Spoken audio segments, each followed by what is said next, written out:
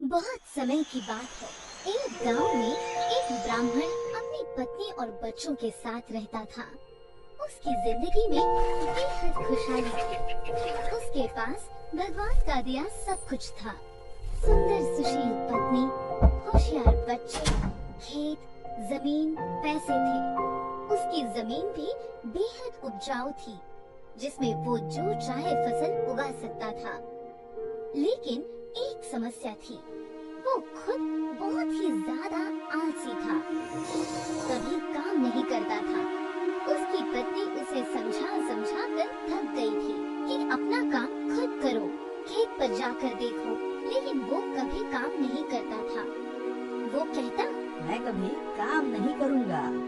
उसकी पत्नी उसके आलस्य से बेहद परेशान रहती थी, लेकिन वो चाहकर भी कुछ नहीं कर पाती थी। एक दिन एक साधु ब्राह्मण के घर आया और ब्राह्मण ने उसका खूब आदर सत्कार किया। खुश होकर सम्मान पूर्वक उसकी सेवा की। साधु ब्राह्मण की सेवा से बेहद प्रसन्न हुआ और खुश होकर साधु ने कहा कि मैं तुम्हारी सेवा से बहुत खुश हूँ। तुम कोई भी वरदान मांगो। ब्राह्मण को तो मुंह मांगी मुराद मिल गई। उसने कहा, बाबा, कोई ऐसा वरदान दो कि मुझे खुद को कोई काम ना करना पड़े। आप मुझे कोई ऐसा आदमी दे दो जो मेरे सारे काम कर दे। बाबा ने कहा, ठीक है, ऐसा ही होगा, लेकिन याद रहे, तुम्हारे पास इतना काम होना चाहिए कि तुम उसे हमेशा व्यस्त रख सको। ये कहकर बाबा चले गए और एक बड़ा सा राक्षस नुमा जिन प्रकट हुआ। वो कहने लगा, मालिक, मुझे कोई काम दो, मुझे काम चाहिए। ब्राह्मण उसे देखकर पहले थोड़ा डर गया और सोचने लगा।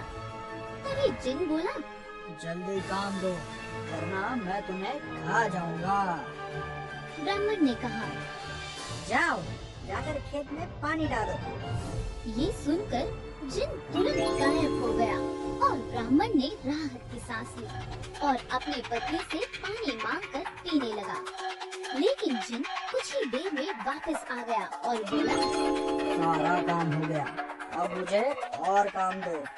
ब्राह्मण घबरा गया और बोला कि अब तुम आराम करो, बाकी काम कल करना। जिन बोला, नहीं, मुझे काम चाहिए, वरना मैं तुम्हें खा जाऊंगा। ब्राह्मण सोचने लगा और बोला, तो जाकर खेत जोत लो, इसमें तुम्हें पूरी रात लग जाएगी।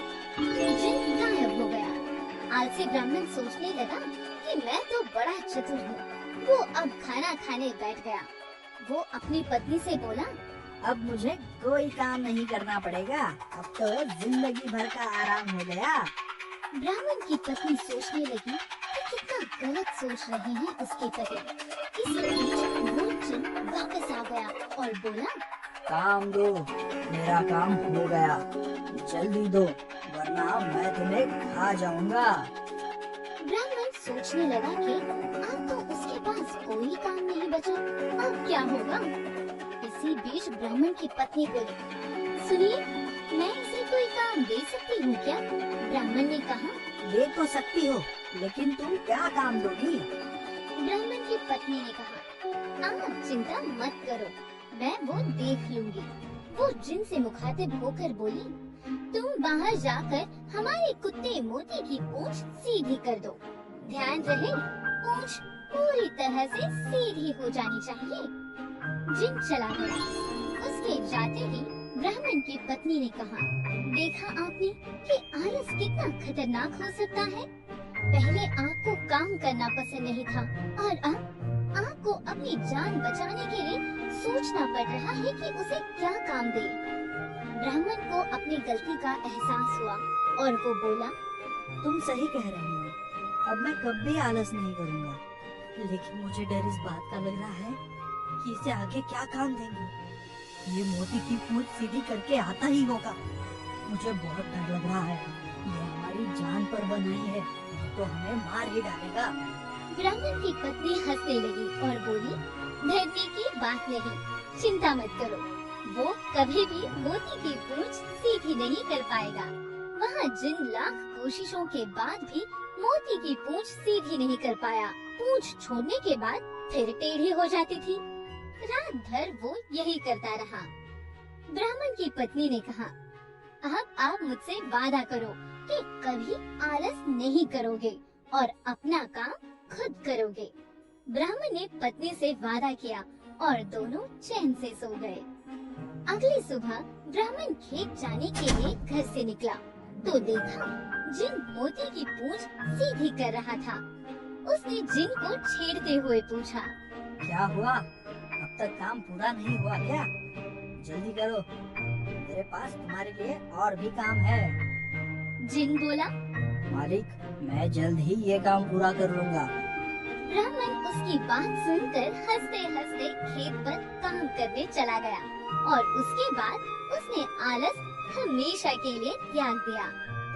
सीख, आलस्य ही मनुष्य का सबसे बड़ा दुश्मन है। अपनी मदद आप करने से ही कामयाबी मिलती है और आलस्य करने से जिंदगी में बड़ी मुसीबतें आ सकती है।